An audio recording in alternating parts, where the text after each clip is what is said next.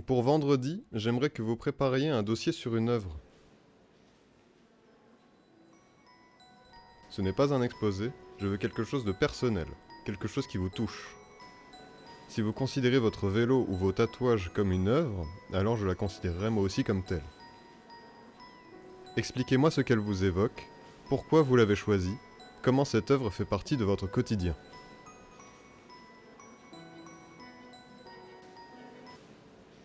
Allô? Salut Lina, j'ai trouvé à quoi me faisaient penser tes dessins.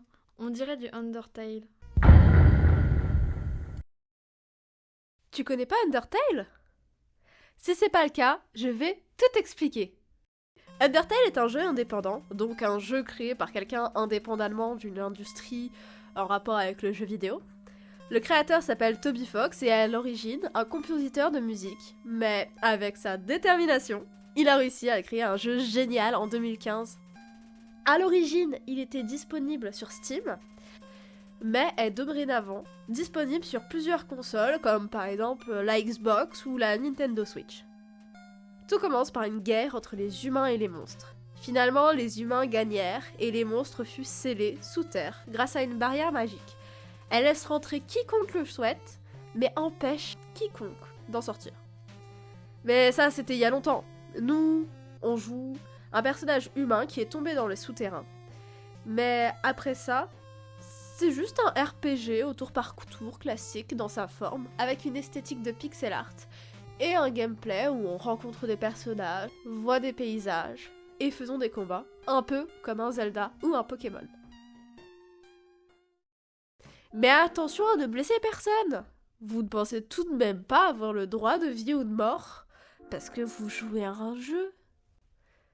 Tu voudrais pas quand même que des monstres adorables finissent par se cacher d'un monstre sanguinaire comme toi?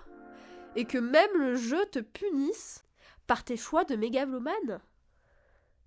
Car tu as en plus tellement à découvrir, que ce soit les lieux, les personnages, les musiques, l'humour ou même les secrets. Tu as même d'incroyables puzzles à voir. J'ai peut-être un peu oublié le jeu, c'est vrai, mais j'ai passé des années à m'intéresser et c'était juste génial de chercher tout ce que pouvait donner ce jeu.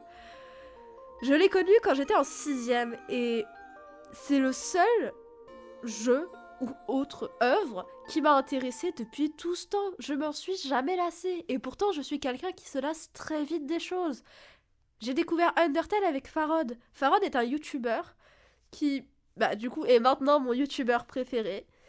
Et même si c'est un youtubeur que j'aime énormément et dont je regarde les lives, c'est le seul youtubeur même dont je peux regarder les lives sans être ennuyé, alors qu'il est seul, je le vois tout de même toujours comme le youtubeur ado qui m'a fait découvrir mon jeu préféré quand j'étais petite.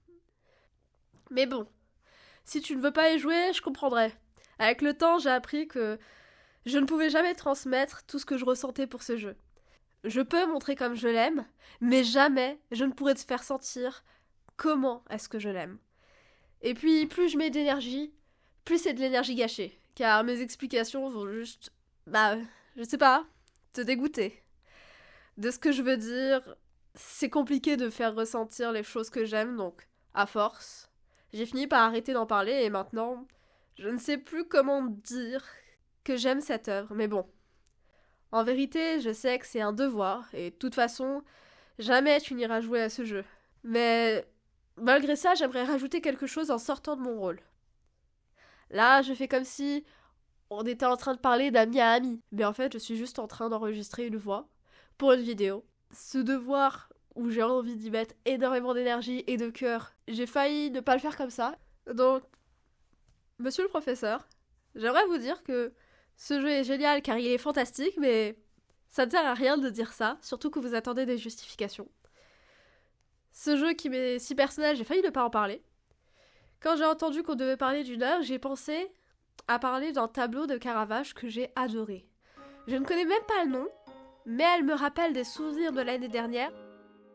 On est allé en Italie et j'ai passé des moments géniaux. J'ai fait des tas de photos et pu voir des tas de musées.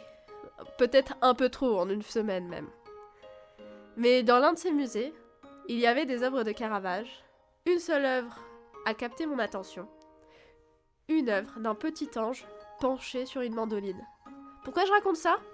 Car si je parle de ça, c'est car Undertale est un jeu génial qui m'a énormément influencé. Mais le souci, c'est que même si il est partout dans ma vie, je ne le remarque même plus. C'est le même souci que quand on porte des lunettes. Les lunettes sont incroyables car une fois posées sur notre nez, elles nous permettent de voir le monde et d'interagir avec. Mais même si les lunettes c'est la première chose que notre œil rencontre, pourtant, notre regard passe à travers. Ce jeu m'a influencé et m'influencera toujours. Dans mes relations, j'ai juste à entendre un « Oui, je connais Undertale et j'aime beaucoup ça. » pour me donner envie de découvrir la personne. Dans mes histoires, mes personnages sont inspirés de d'autres personnages de ce jeu, ou parfois de concepts utilisés dans ce jeu. Dans ma vie perso, je pense que ça a affirmé ma personnalité, ou même m'a donné des objectifs, comme trouver une option toujours pacifique avec les situations que j'ai, même si j'oublie son histoire, même si j'oublie ses personnages, même si j'oublie ses rencontres, mon inconscient n'oubliera pas ses leçons et surtout n'oubliera pas de m'inspirer. Ironiquement, je n'ai jamais joué au jeu.